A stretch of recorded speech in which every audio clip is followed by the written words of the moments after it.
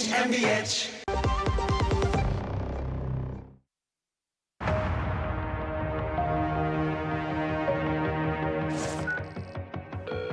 अलग अलग phone calls अलग अलग नंबर से आ रही थी कि आपको KYC वो अपडेट करना है। आपका बैंक अकाउंट हम बंद करने वाले हैं।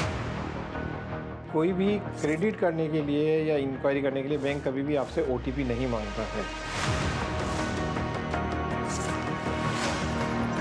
ऐसी बहुत सारी ऐप्स हैं जो आपको पेटीएम ट्रांजैक्शंस स्क्रीन क्रिएट कर देते हैं। अब उन तरीकों को क्रिमिनल इस्तेमाल करते हैं। जब मैंने उनको QR कोड चेक करवाया तो उन्होंने चेक करके देखा नहीं, ये तो मेरा है ही नहीं।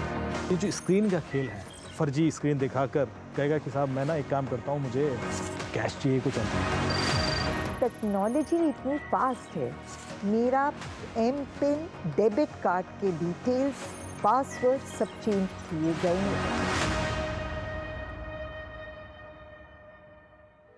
नमस्कार, ये है साइबर अपराध के खिलाफ DD न्यूज का हल्ला बोल। आपके साथ मैं हूं ममता चोपड़ा।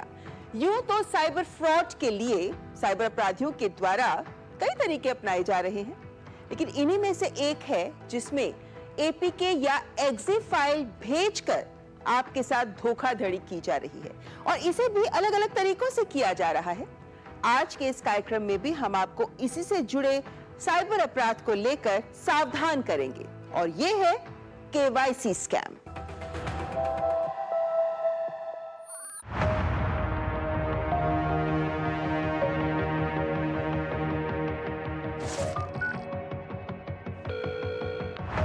मेरे पास कॉल आई, मैं एयरपोर्ट जा रही थी अपने बच्चे को लेने के लिए और ब्लूटूथ से मेरा फ़ोन कनेक्टेड था। मैंने ये ध्यान नहीं दिया कि वो व्हाट्सएप कॉल है या नॉर्मल कॉल है और ये कॉल आनी शुरू हो गई थी करीब 10-11 दिन पहले।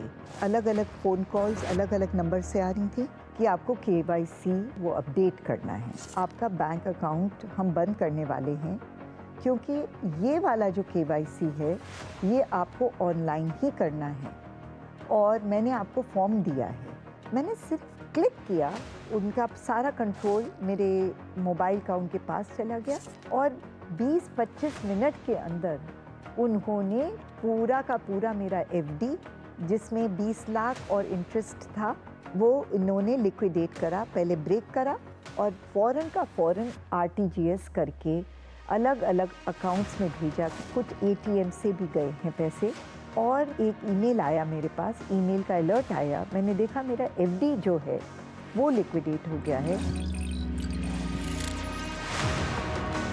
तुरंत मैंने साइबर क्राइम के पोर्टल में दर्ज करी।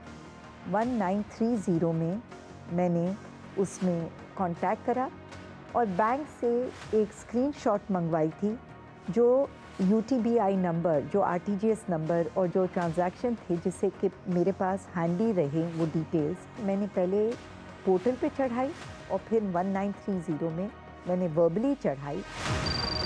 टेक्नोलॉजी इतनी फास्ट है, मेरा M-PIN डेबिट कार्ड के डिटेल्स पासवर्ड सब चेंज किए गए। मेरे पास कोई मैसेज नहीं आई बैंक की, ना OTP के लिए आई, ना M-PIN के लिए आई। तो ये सबसे बड़ी चौंकाने वाली बात है कि जो हैकर्स थे उनका काम एक रात पहले शुरू हो चुका था। ज़्यादातर जो विक्टिम्स होते हैं जिनके साथ ये फ्रॉड हो रहा है वो 48 इयर्स एंड अबव होता है, जो सीनियर सिटीज़न की तरफ बढ़ता है। सबक जो मिला है, डेबिट कार्ड जो UPI वगैरह का जो पेमेंट है उसका अकाउंट में कम से कम पैसे रखिए और आप टॉपअप करते रहिए जिससे कि आप फंसेंगे। क्रेडिट कार्ड की भी लिमिट लगाइए और कोई भी चीज़ क्लिक मत करिए। 10 बार सोचिए क्या चीज़ वो मांग रहा है, OTP मांग रहा है। एक बार आपको अगर नहीं समझ में आता है, अकेले मत कीजिए, आप रुक जाइए। कोई आपके बेटा है या कोई पड़ोसी है जो जानकार है, आप जितना हो सके मशवरा करके आगे बढ़िए, क्योंकि इतनी जल्दी टेक्नोलॉजी चेंज हो रही है। बहुत लाचारी लगती है कि आदमी जीवन में अपना एक एक पैसा जोड़ता है और लोग शॉर्टकट के लिए कर रहे हैं आपसे चोरी और विदिन सेकंड्स आप सारा जीवन का अपना फेर खो देते हैं। बहुत बड़ा एक धक्का लगता है। हकीकत बात यह है कि आपको अपनी खुद की सुरक्षा करनी पड़ती है।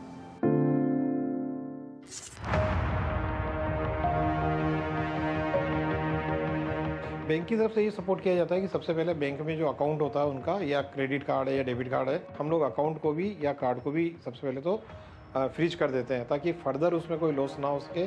आगे उनके अंदर कोई डाटा शेयरिंग हुई है या मान लो अकाउंट हैक हुआ है तो वो डेबिट नहीं हो सके। तो सेकेंड, हम भी उनको पुलिस के सहायता के लिए बताते हैं कि आप यहाँ पे साइबर क्राइम के अंदर रिपोर्ट कराइए। आदमी को डरना नहीं चाहिए। कई बार आदमी सोचता है कि मैंने कुछ गलत कर दिया और अब मैं कुछ करूँगा तो लोग मेरे पे हंसेंगे। हम उनको समझाते हैं कि आप इमीडिएटली ये कंप्लेन लॉन्च करिए, ताकि आपका पैसा रिकवर होने के चांसेस रहें। हेलो सर, मैं सुनील बात कर रहा हूँ क्यूटीएम से। जी बोलिए। सर, आपका क्यूटीएम का केवाईसी एक्सपायर हो चुका है। यदि आप क्यूटीएम की सेवाएं जारी रखना चाहते हैं तो आपको अपना केवाईसी अपडेट करवाना होगा, नहीं तो आपका क्यूटीएम का अकाउंट आज ही बंद हो जाएगा। मैं तो केटीएम बहुत यूज़ करता हूँ, लेकिन मेरा केवाईसी कैसे एक्सपायर हो गया मुझे नहीं पता। आप मेरा केवाईसी अपडेट कर दीजिए। इसके लिए मुझे क्या करना होगा? सर, मैं आपको केवाईसी अपडेट करने के लिए एक लिंक भेज रहा हूँ। आप उस लिंक पर क्लिक कर दीजिए और लिंक पे दी हुई एप्लीकेशन को इंस्टॉल कर लीजिए, ताकि मैं यहीं से आपका केवाईसी अपडेट कर पाऊँ। जी जी बिल्कुल, आप लिंक भेज दीजिए।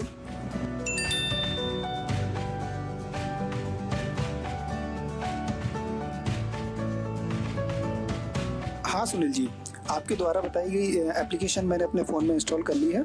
अब मुझे आगे क्या करना होगा? जी सर, अब आप इंस्टॉल किए हुए एप्लीकेशन पर एक आईडी देख पा रहे होंगे। आप वह आईडी मुझे बता दीजिए। हाँ, आईडी शो हो रही है जी। आप नंबर नोट करिए। जी। आईडी नंबर है 1 2 जी 3 4 जी 5 6 जी 7 8 9। जी सर। सर, अब आप कुछ देर के लिए अपने फ़ोन में कुछ भी एक्टिविटी ना करें, नहीं तो केवाईसी अपडेट करने की प्रोसेस फेल हो सकती है। जी जी ठीक है।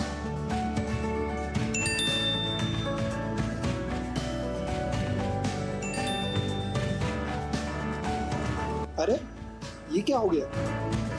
किसी भी अज्ञात व्यक्ति के कहने पर कोई भी रिमोट एप्लीकेशन जैसे AnyDesk, quick support, team viewer आदि या अन्य कोई भी एप्लीकेशन अपने फ़ोन में इंस्टॉल ना करें। रिमोट एप्लीकेशन के जरिए कोई भी व्यक्ति आपके फ़ोन का पूरा एक्सेस अपने पास लेकर किसी भी बड़ी वित्तीय धोखाधड़ी को अंजाम दे सकता है। जागरूक बने, सुरक्षित रहें।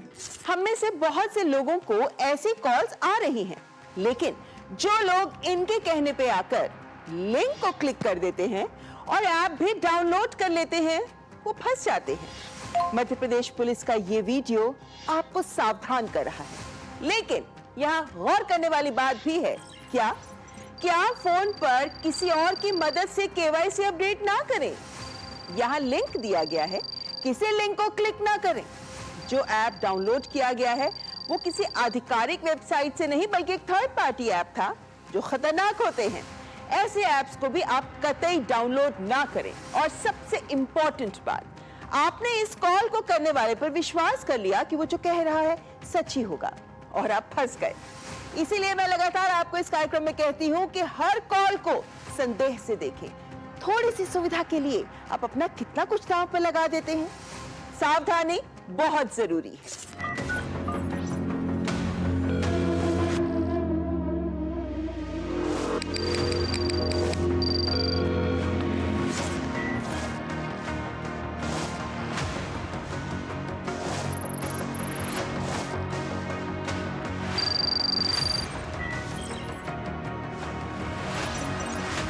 कोई भी क्रेडिट करने के लिए या इंक्वायरी करने के लिए बैंक कभी भी आपसे ओटीपी नहीं मांगता है। आपको कभी भी किसी भी हालत में किसी से भी ओटीपी शेयर नहीं करना है। और अगर आपको कोई अगर रिफ़ंड भी करना है या कुछ भी करना है तो आपको बैंक में जाके और वो केवाईसी या आधार कार्ड अपडेशन या अकाउंट एक्टिवेशन जो है बैंक में जाके और बैंक में ही आपको डील करना है। सेकंड चीज़ है कि अननोन लिंक वाले फ्रॉड्स भी अभी काफ़ी हो रहे हैं कि आपको कोई लिंक भेजी जाती है कि आप इस पे जाके अपनी डिटेल डाल दीजिए, और जब आप लिंक पे क्लिक कर रहे हैं तो अभी ऐसे फ्रॉड्स भी है कि लिंक पे क्लिक करने के बाद आपका मोबाइल जो है हैक हो जाता है और आपकी सारी इन्फॉर्मेशन जो है वो पास ऑन हो जाती है और उसके बाद आपके अकाउंट से जो है पैसे डेबिट हो जाते हैं।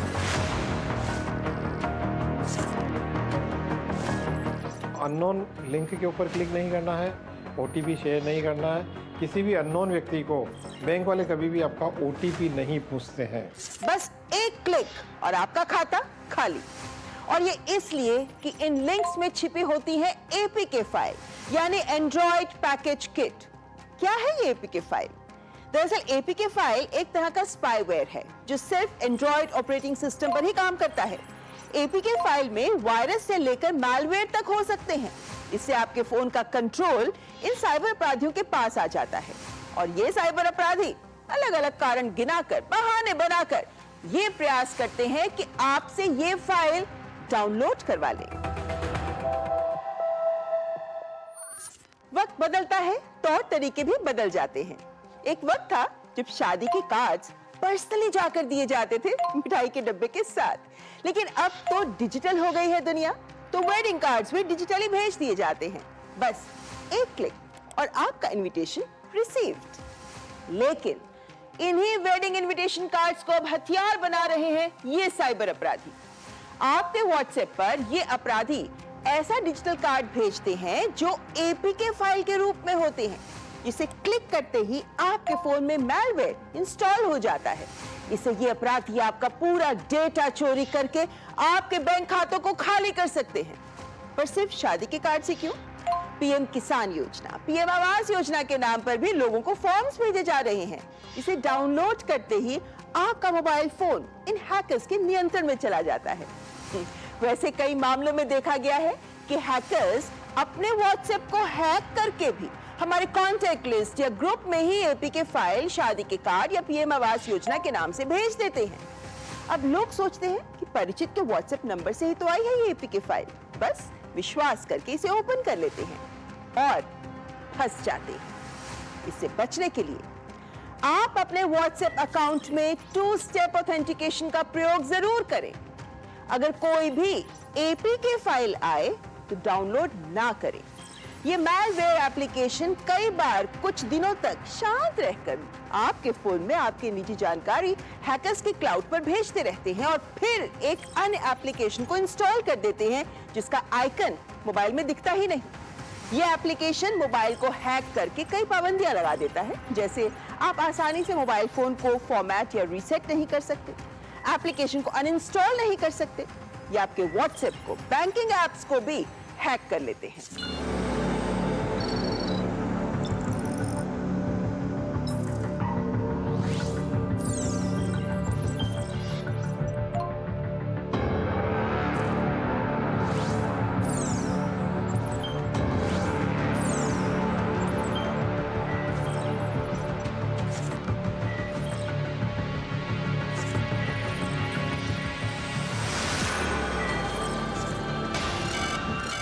ये फेक APK फाइल साइबर अपराधी के लिए तो है सबसे आसान तरीका फ्रॉड करने का, लेकिन हमारे लिए सबसे खतरनाक, क्योंकि इसमें चाहिए होता है सिर्फ एक क्लिक।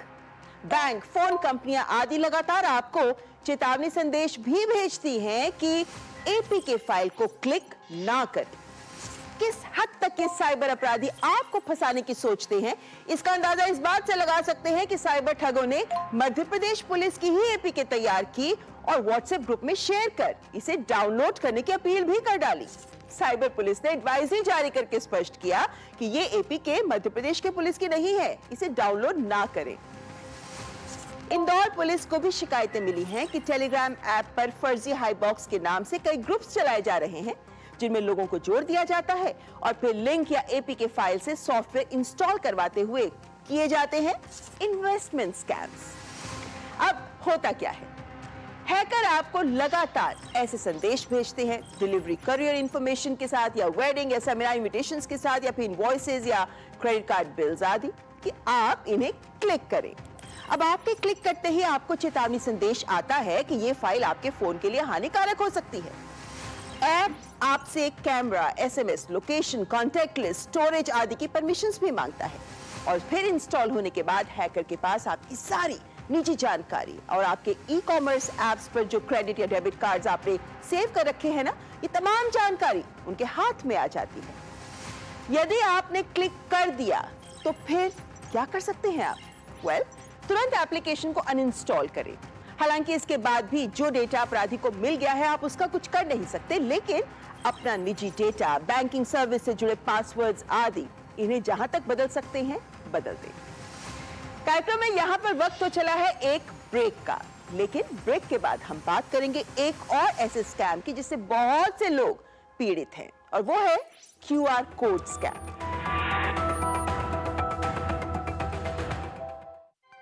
राजनीति की चाल से दुनिया के हाल तक,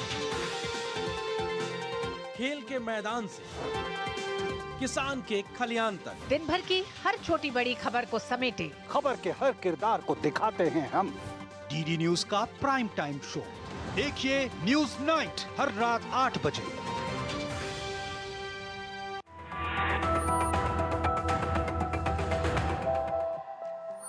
ब्रेक के बाद आपका स्वागत। आप देख रहे हैं साइबर अलर्ट, जिसमें अब बात QR कोड स्कैम की।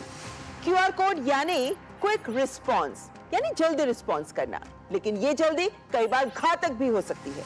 इसमें नकली QR कोड से फ्रॉड को अंजाम दिया जाता है।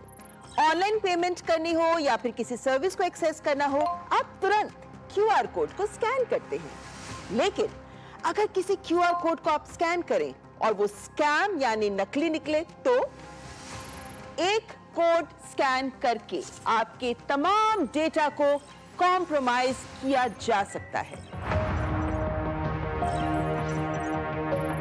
QR कोड स्कैम में होता यह है कि एक फेक कोड को रियल QR कोड में जोड़ दिया जाता है।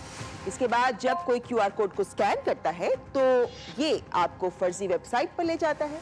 फिशिंग वेबसाइट में आपकी पर्सनल इंफॉर्मेशन चोरी करके आपके बैंक अकाउंट को खाली किया जा सकता है, या फिर आपके फोन पर मैलवेयर इंस्टॉल करके भी आपका फोन हैक कर सकते हैं, या फिर ये घोटालेबाज आपकी payment sites, social media accounts को एक्सेस करने के अलावा आपके ईमेल से संदेश भेजने के लिए भी इस नकली QR कोड को यूज कर सकते हैं।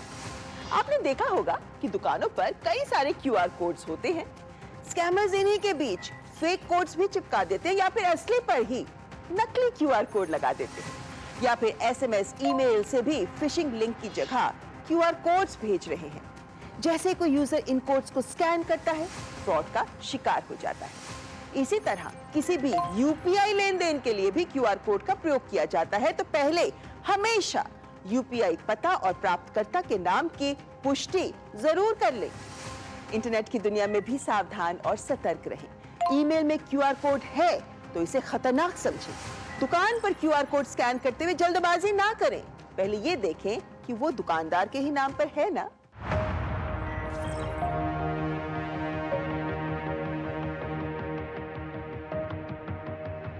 पिछले हफ्ते मैंने एक पेट्रोल पंप पे गया, पेट्रोल लिया और बाद में हमने QR कोड स्कैन किया।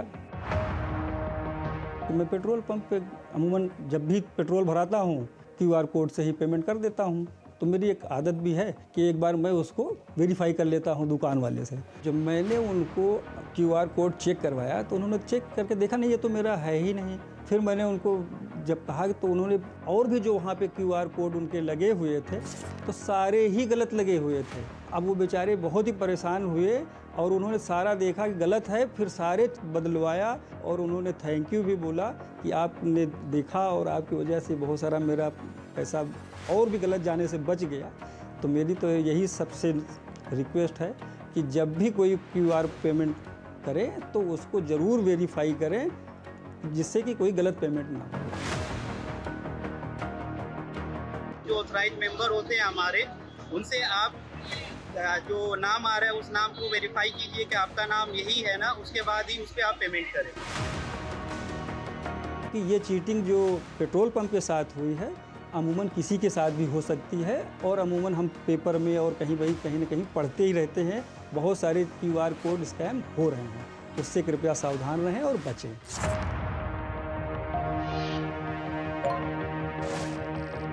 ऐसी बहुत सारी ऐप्स हैं जो आपको पेटीएम ट्रांजेक्शन्स स्क्रीन क्रिएट करके दे देंगे या कोई भी UPI ट्रांजेक्शन फेक क्रिएट करके दे देंगे। अब उन तरीकों को क्रिमिनल इस्तेमाल करते हैं, तो वहाँ पर वो चीज़ें यूज़ होती हैं। या आपका फर्जी स्क्रीन दिखाकर कहेगा कि साहब मैं ना एक काम करता हूँ, मुझे कैश चाहिए कुछ अर्जेंट, तो आपके पास कुछ 5,000 रुपये कैश होगा और मुझे कोई ATM नहीं है आसपास, मैं आपको पेटीएम कर देता हूँ और आप मुझे 5,000 कैश दे दीजिए।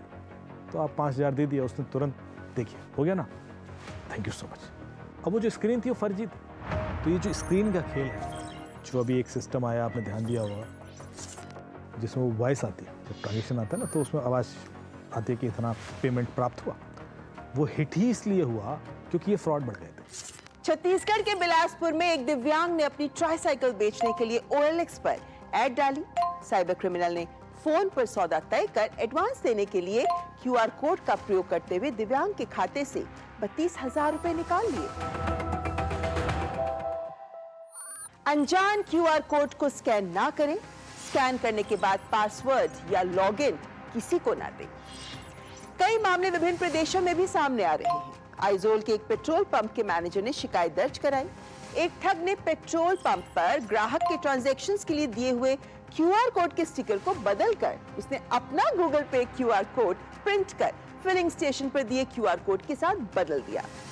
अहमदाबाद के एक पेंट कंपनी, जानी मानी प्रतिष्ठित पेंट कंपनी, जिसको QR कोड स्कैम के जरिए 40,87,000 रुपए की धोखाधड़ी का शिकार होना पड़ा। एक ठेकेदार ने 35 अलग अलग बैंक अकाउंट्स में पैसे ट्रांसफर करने के लिए नकली QR कोड का इस्तेमाल कर कंपनी को लाखों का चूना लगा दिया। तो फिर सावधानी में ही समझदारी है।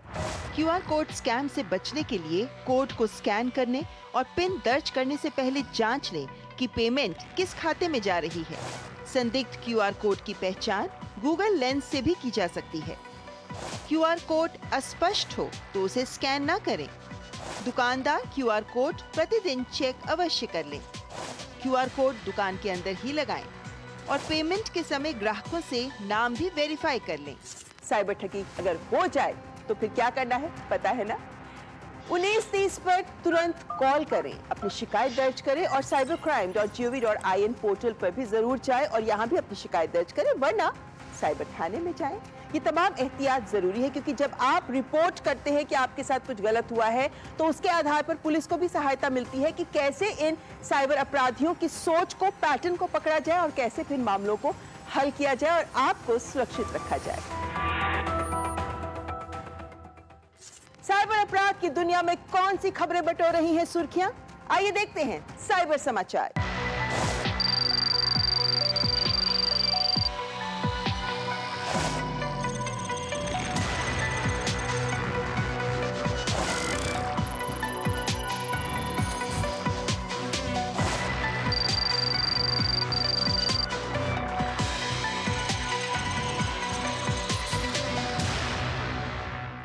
और कार्यक्रम में चलते चलते देखिए जरा गब्बर को कालिया क्या कह रहा है। अरे ओ कालिया, OTP क्या था? क्या था OTP? पता है? बता ना। सदाक, मैं गोली खाऊंगा पर OTP नहीं बताऊंगा। तो कालिया भी समझ गया कि OTP नहीं देना। आप समझे ना? ये कार्यक्रम है आपके लिए। आप अपने अनुभव हमारे साथ साझा कर सकते हैं। हमारा ईमेल आईडी है cyberalert.ddnews@gmail.com और आप हमारे साथ सोशल मीडिया पर भी जुड़ सकते हैं #cyberalert_with_DDnews के साथ। साइबर अपराध से कैसे बचें, किस किस तरह के साइबर अपराध हो रहे हैं, साइबर अलर्ट इन सब मुद्दों पर आपका ध्यान आकर्षित करते हुए आपको जागरूक करने का प्रयास करता है। और आप प्रसार भारती के OTT प्लेटफॉर्म वेव्स पर साइबर अलर्ट के सभी एपिसोड्स देख सकते हैं। प्रतिदिन हजारों लोगों के साथ साइबर फ्रॉड्स हो रहे हैं। अगला नंबर आपका हो सकता है। इसीलिए अगर रहना चाहते हैं सेफ तो रहना होगा साइबर अलर्ट।